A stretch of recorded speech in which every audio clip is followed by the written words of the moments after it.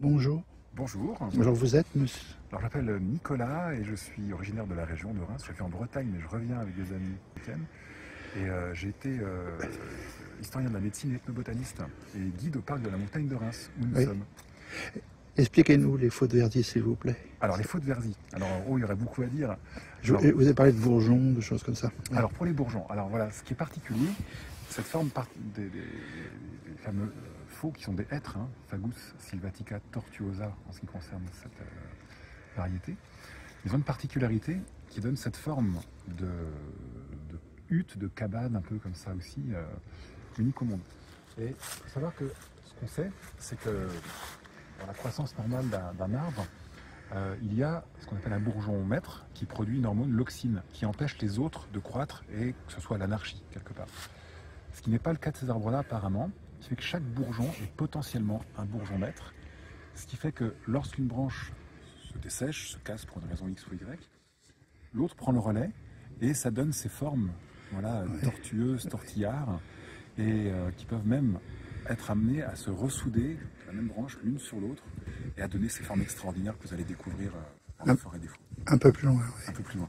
Et là, c'est un faux qu'on dirait que c'était une parasite en bas, non? Mais ça donne cette impression. Alors ça donne l'impression, alors il n'y a pas de parasitisme dans la mesure, il n'y a pas de circulation de sève de l'un à l'autre, l'un ne va pas profiter au détriment de l'autre.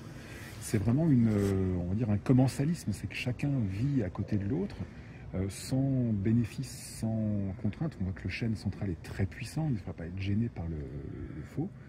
Et il y a vraiment cette complémentarité, ce contraste entre le chêne puissant, droit comme un i là qu'on voit aussi central, et autour ce faux tortueux, tortillard, arrondi, sinueux qui va être en train de l'embrasser. Voilà, on appelle, je crois, le chêne faux. Voilà, vraiment, c'est un chêne avec un hêtre qui l'entoure, on pourrait dire. Tout simplement, voilà. Et c'est souvent associé, non pas? Non, Si. non.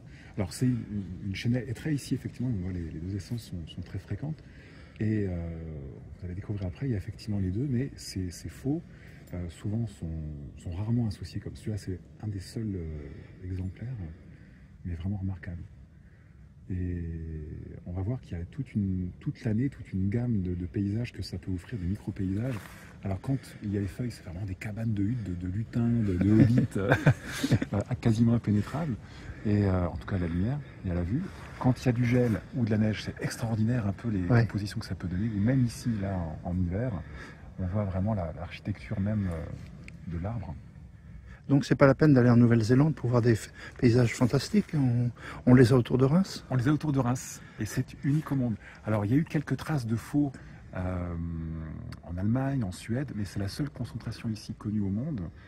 Et on voit ici des barrières autour, c'est-à-dire que pendant un temps il y a eu tellement de tourisme qu'ils ont été menacés par justement le piétinement, parce qu'ils ont une végétation particulière, ils se remettent au sol, ils marcotent, ils sont le drageonnage, bon bref, ils se reproduisent comme ça aussi. Et là, ils sont maintenant protégés. Et il y a un autre mystère. Parce que là, vraiment, alors, ça fait longtemps que un secret, peut-être? Peut-être un secret de la nature. C'est que c'est pas le seul, ici à Verzy, la seule espèce à être porteuse de cette particularité. Il y a quelques chênes et quelques châtaigniers qui ont également le même métabolisme végétal avec effectivement ce caractère tortillard. Et alors là, ça devient vraiment mystérieux. Mystérieux, oui, et unique au monde, on pourrait dire. Et unique au monde. Alors ce sont tous ce qu'on appelle des fagacées, donc c'est le même genre botanique, mais c'est vrai que c'est pas la même espèce, mais ils ont effectivement ces mêmes caractères ici. Et ça, alors à moins qu'il y ait eu des découvertes depuis, c'est comme 20 ans que je ne suis pas venu, donc ça a pu progresser depuis, mais c'était vraiment un grand mystère. Comment se fait-il que ces trois espèces, ici même, sont touchées des mêmes signes tortillards? On n'a pas trouvé toujours... Alors, est-ce que ça a été découvert? Je ne sais pas. Je ne sais pas. C'est pas le sol, c'est pas... Il y a eu plusieurs hypothèses, peut-être. Il y a eu plusieurs hypothèses. La plus ancienne, on dit, bon voilà, ici, il y a ce qu'on appelle des pierres meulières. On voit, il y a beaucoup de maisons qui sont construites comme ceci, il y a des excavations, on faisait des meules pour moudre le grain. Et on pensait que par mimétisme, le houppier prenait la forme tortueuse des racines qui devaient se frayer un chemin dans la terre autour de ces pierres meulières. Bon, sait que c'est pas ça. Après, il y a eu même carrément une espèce de, comment dire, de superstition où il y a parfois des formes d'animaux. Il y a le hêtre tête de bœuf, il y en a qui se ressemblent un petit peu à des serpents, des vouivres, des choses comme ça, que les habitants de Verzy, mécréants, ont reçu une sorte de malédiction qui fait que voilà, les arbres eux-mêmes portent cette marque. Bon, ça, c'est les superstitions aussi. Il y avait une autre voie, je pense, peut-être, c'est les champignons. Le champignon dans le sol. Vous savez qu'il y a des symbioses parfois entre l'arbre et le champignon. Tout à fait. Et ça peut être une hypothèse.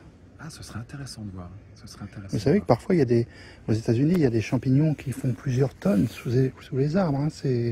C'est incroyable la symbiose qu'il peut y avoir entre les champignons et les arbres. Ah, c'est ce fameux livre, le livre Secret des arbres, je crois aussi. Ouais. C'est Et les arbres correspondent entre eux grâce aux champignons. C'est ça, incroyable. Vraiment, cette belle complémentarité que les humains n'ont peut-être pas encore réussi complètement à trouver. Et on trouve maintenant l'intelligence de l'arbre. Une intelligence très lente, mais qui existe. C'est une découverte assez récente. Bien, si, je pense que on peut le voir que les arbres... Ils avancent pas comme nous, au même rythme, mais ils ont leur intelligence, les plantes. Par exemple, il y a des plantes qui attirent les insectes pour détruire un prédateur. Oui, exactement, exactement. Les échanges chimiques aussi pour se rendre non comestibles. Et puis il y a aussi... Ça, non, on a pensé que c'était une maladie. Alors, on n'est pas encore dans la proposition champignon, qui est une très belle piste du reste, où est-ce que c'est pas un problème génétique dû à une maladie? On n'a jamais trouvé de maladie, mais que ça touche 3 espèces différentes, c'est encore plus improbable. Donc ça, on était là, mais il y a 20 ans. Donc sans doute qu'ici, depuis, il y a eu beaucoup d'avancées. Donc les recherches continuent. Je pense. Oui. Je vais rechercher, voir si les recherches continuent. Un grand merci en tout cas. Avec plaisir. Merci, belle visite. Donc on va peut-être aller voir les autres arbres. Petit le temps qui passe, la visite devant. Oui, il est caché. Je viens des Corrigans en Bretagne. Ah oui, lorsqu'il y a des feuillages, ça doit être magnifique. Ça doit être, pour les enfants, ça doit être presque un jeu. Une cabane naturelle, on pourrait dire. C'est ça, et nous, enfants, on y allait, mais c'est interdit aujourd'hui pour des raisons de préservation du faux, parce qu'on l'abîme. C'est vrai que ça tasse la terre, mais les racines, c'est excellent. C'est ça.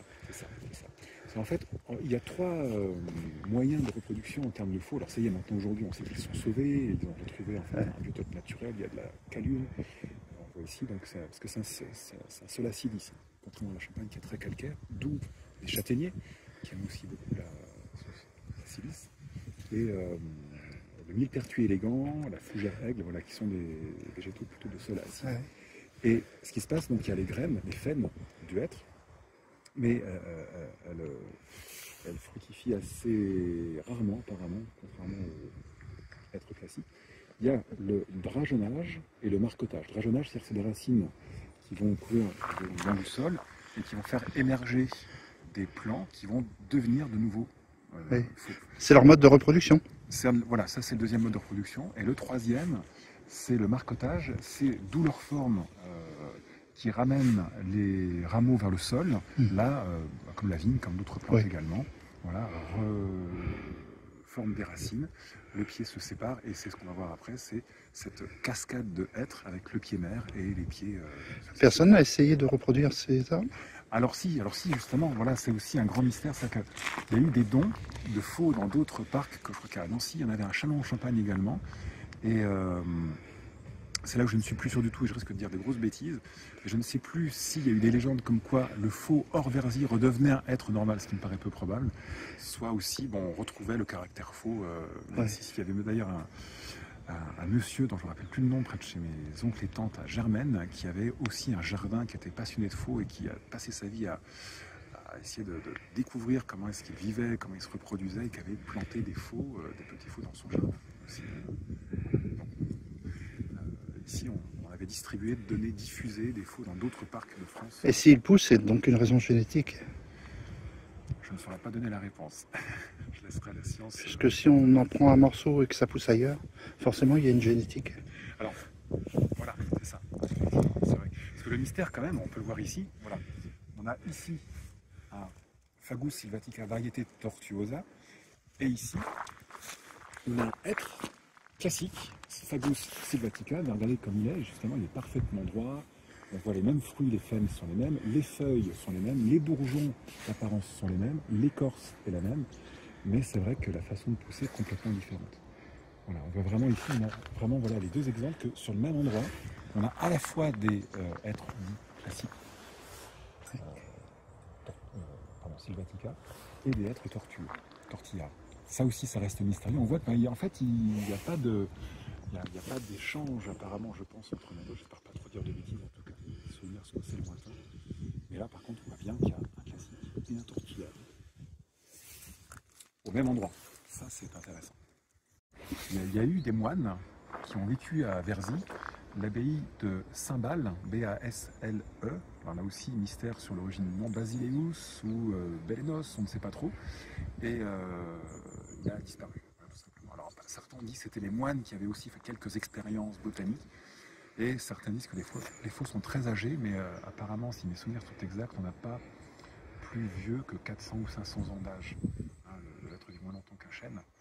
Et il y a aussi une autre curiosité, c'est que quand on voit l'arbre là, donc le hêtre est un très bon bois de chauffage, mais si on le découpe, on ne peut pas faire de tas de bois. C'est pas aussi régulier qu'un arbre bien droit. Et là aussi, c'est pourquoi a-t-on gardé ces faux ici. Il n'y a pas d'usage vraiment intéressant pour l'usage domestique. Sachant que c'est pas une forêt primaire. C'est pas une forêt primaire du tout. Non, non, on voit qu'il y a... Alors, il y a des arbres que trace de la présence romaine. Reims, c'était la grande capitale de la Gaule belgique, quand même aussi. Ouais. Encore la porte Mars, qui est la plus grande arche de tout l'Empire romain, quand même. Et on a donc des châtaigniers. Et les châtaigniers champenois, comme beaucoup de châtaigniers, notamment en Bretagne, sont, comme la vigne, traces de présence romaine. Aussi très ancienne. Et donc, on a des châtaigniers autour, une feuille de châtaignier. Tiens, voilà. Nous avons la preuve en Champagne de la présence romaine il y a 1700-1800 ans, puis un peu plus aussi encore, avec cette feuille de châtaignier qui témoigne d'un arbre qui n'est pas originaire de Champagne, mais qui nous vient des terres méditerranéennes et qui ont suivi les progressions des Romains. Voilà, le châtaignier. Merci. Alors, on voit ici. Alors là, c'est intéressant. On voit, il y a plusieurs pieds. Il y en a 1, 2, 3, 4 là qui sont les uns avec les autres. C'est vraiment cette petite cascade là d'arbres aussi. On voit les branches s'entremêlent.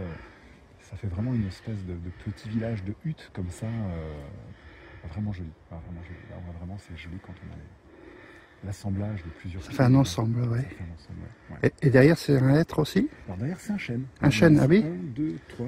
Ah bah voilà, un châtaignier, tiens. Un châtaignier. Voilà, un châtaignier. De la même famille. Un fagacé, voilà, la famille des fagacés. Fagus, le hêtre qui a donné d'ailleurs le nom à des hameaux, justement le fay, le fayard, le fayet, le fa. Près de Soissons, il y a une des plus grandes hêtraies de France, qui s'appelle la forêt de Villers-Cotterêts. Ah oui, oui, tout à fait. Ouais. Qui a été plantée par François Ier et son équipe. Il a fait aussi un château qui a été repris par un président de la République récent. Oui. Et aussi, vous signez l'édit de Villers-Cotterêts. Qui en a fait la cité de la langue française. La langue française. Une merveille hein, entre nous. Et ils disent toujours c'est une des plus belles hêtraies de France. Ah, okay. La forêt de Villers-Cotterêts. C'est les Compiègnes qui est pas loin aussi. Pas loin, non. Très joli aussi. Bah, d'ici, c'est pas très loin en fin de compte. Oui, oui. C'est vrai que ça doit être un ensemble, ce qu'on appelle la Gaule chevelue à l'époque. Hein. Oui, la Gaule chevelue. C'était pas les cheveux. C'est pas les cheveux. Non, c'était les arbres. Voilà. Bravo.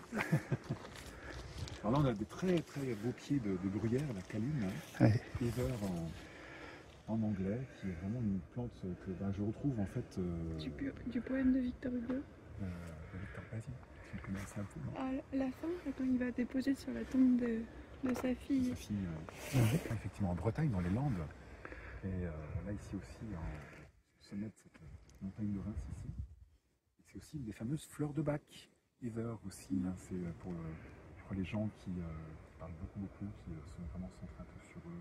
Je crois que ça permet de réguler un peu tout ça. Voilà, plein d'arbres guérisseurs. On voit encore un faux en arrière-plan là-bas. Oui. Voilà, très plat celui-ci. Et à droite, regardez aussi, je ne sais pas si c'est le même, non, je ne sais pas, et d'un seul coup, hop, regardez, il y a une montée de branches, curieusement, alors je ne vois pas très bien, mais qui n'est pas du tout tortueuse. Ah là, c'est assez curieux. On a vraiment le phénomène faux, tortillard, et d'un seul coup, il y a une branche qui a décidé de revenir un peu dans le droit chemin, et qui s'élève, là, je ne la connaissais pas celui-là. Ah, vraiment, c'est marrant. Très sympa. Un pin sylvestre.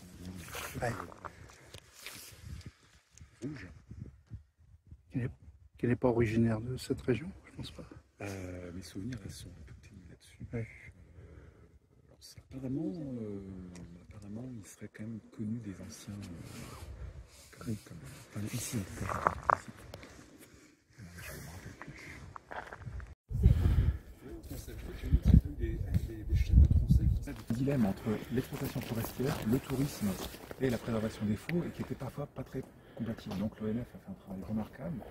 Il y a eu un choix d'écarter le public des faux, mais on voit que le biotope est redevenu finalement luxuriant en termes de combien d'étages de plantes avec une porte d'arche. Ah, joli, un bâton. Bravo. Alors là, donc, quelle vue. On voit vraiment cette forme d'harmonie.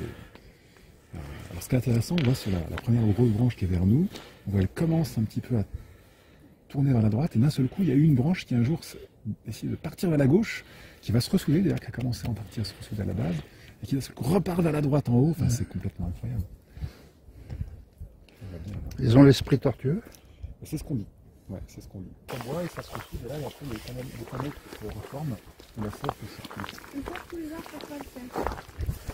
Alors, potentiellement, les arbres peuvent le faire, mais la forme de l'arbre fait que... Ça, c'est possible. Voilà.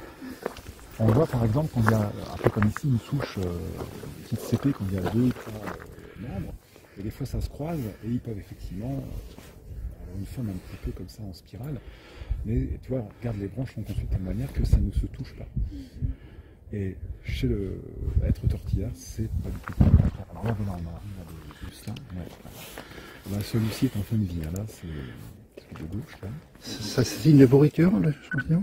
Ouais, là c'est quand l'arbre commence à vieillir, à héberger quelques champignons, c'est que là la décomposition commence. Alors, il y a la fameuse armillaire couleur de miel souvent qui est vraiment un signe de dégénérescence. Ça prend le temps que ça prend, et puis là, le bois revient au bout de l'humus pour nourrir des autres congénères. Et les pivers s'en occupent aussi. Ah, alors ici on a du pic noir. Pic noir. On a Ou du pic à pêche. Pic à pêche, ouais. Le pic noir, on a du pic noir ici en montagne de Reims aussi. Très très beau pic noir. Le plus gros des pics. Ah ouais, c'est le plus gros? Ouais. C'est le plus gros des pics et souvent il niche un peu en hauteur. Et donc tout noir sauf l'arrière de la tête qui a une petite tache rouge très jolie. C'est en Roumanie qu'on a trouvé la plus ancienne porte, 4e siècle avant Jésus-Christ. Oui. Ils se séparent et ils se retrouvent. On voit en train de se faire comme une sorte de pilier.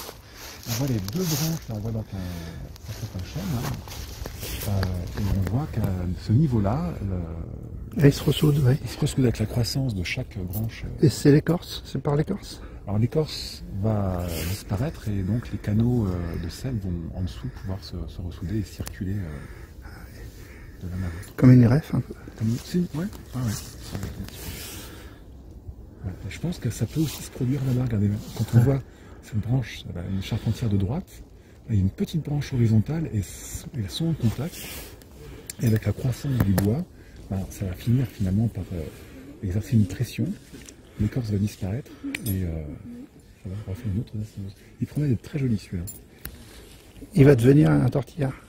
Du tout. Il n'est pas du tout tortillard, Ouais. mais il y a quand même un phénomène de soudure qui se fait au niveau de Qui existe sur d'autres arbres. Et d'ailleurs, lui aussi promet, d'ailleurs ça commence là. Alors c'est un être classique celui-là. Oui. On voit que sans être tortillard, c'est vraiment un être et un chêne sont soumis finalement à cette. Ce même phénomène. Alors, on a fait des choses, on a trouvé un. Alors celui-ci, vraiment, il est vraiment très beau. Intéressant, là, on est en train d'assister en direct à un marcotage. Et je me rappelle, il y a plusieurs années, je ne connaissais pas cette branche, elle n'était pas à ce niveau-là, il y a une bonne vingtaine d'années. Et on voit que le pied, donc elle s'est agrandie, il faisait faire un petit coup d'ici, revenu vers la terre, et on voit ici, dans le sol, elle est en train de faire un futur pied qui va faire un autre pied, ça va se détacher peut-être un peu plus tard. Et d'ici, on va assister à un deuxième pied, fils ou fille, qui va être celui-ci, voilà, qui va prendre son indépendance. Les racines vont ensuite s'allonger, se diffuser dans le sol et donner naissance à un autre pied indépendant. Ça c'est bien, là, il est en train de se retrouver. Ici, voilà, là c'est amusant, il n'explique pas encore.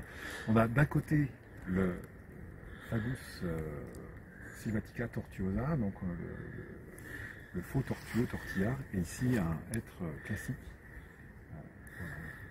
sont finalement très semblables, on voit bien l'un à l'autre, pour se dire bonjour, mais ce ne sont pas du tout les mêmes sous-variétés. Intéressant.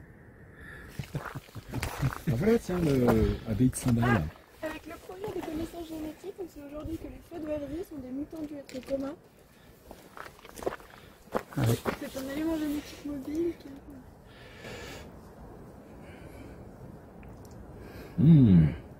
Très bien. Et un élément génétique mobile, qu'est-ce que ça veut Qu'est-ce dire? que c'est? Voilà. C'est vrai qu'avec les progrès de la génétique actuellement, c'est vrai qu'ils ont dû aller beaucoup plus loin, beaucoup plus vite. Voilà, on parlait d'anastomose là-bas.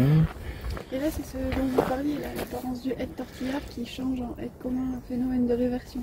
C'est ça, voilà. Ce qu'on a vu tout à l'heure, là, très bel exemplaire, exactement. Là, il existe des faux ici. Ouais, voilà. Et moi, quand je suis allé en vélo au-dessus le long du Danube, il y avait des faux de Verzi. Enfin, des faux. Et en très grande quantité, comme pas ici, comme séparés. Vraiment, comme une forêt, quoi. Tout était une forêt de faux. Alors, ce qu'il dit, c'est que dans ces autres endroits, les paysans ont eu peur et donc ont coupé ces arbres, et ce qui fait qu'ils ont disparu, et qu'il n'y a qu'ici qu'il y a une station la plus grande au monde de faux. Et il y a aussi une particularité, c'est que ici, au même endroit, on a à la fois le terme de être d'origine germanique et le terme de faux, fagus, d'origine latine, qui cohabitent au même endroit, avec la présence de être fagus sylvatica classique et de être fagus sylvatica. Et le sens de faux, alors? Le sens de faux, c'est quoi? Faux, fagus, c'est le être. Voilà. C'est le être, oui. Oh alors là, l'origine du terme, ça me reviendra. Mais effectivement, je pense au sarrasin qui s'appelle Phagopirum, la graine de sarrasin de Bretagne, que j'habite maintenant, évoque un petit peu la forme du fruit, la faine du être. Oui. Parce qu'on faisait dans les Ardennes notamment des huiles de faine de très haute qualité. C'est vrai qu'on a l'huile d'olive au sud, l'huile de Yette un peu plus au nord, et ici l'huile de faine qui était aussi produite dans des moulins à faine, et c'est une huile de haute qualité qui ne rancit pas. C'est une production de salut du XIVe siècle qu'on trouve dans un manuscrit qui s'appelle le Taquinum Sanitatis, qui est un livre d'hygiène de vie d'une des branches de la médecine qu'on appelle la diététique à l'époque. Et c'est manuscrit de Liège, on voit d'ici. Et donc ça se passe comme ceci. Voilà. Ah, c'est donc la belle journée, la belle vie et grande intelligence pour tout le monde. En bonne intelligence. Merci beaucoup. Merci. Avec plaisir.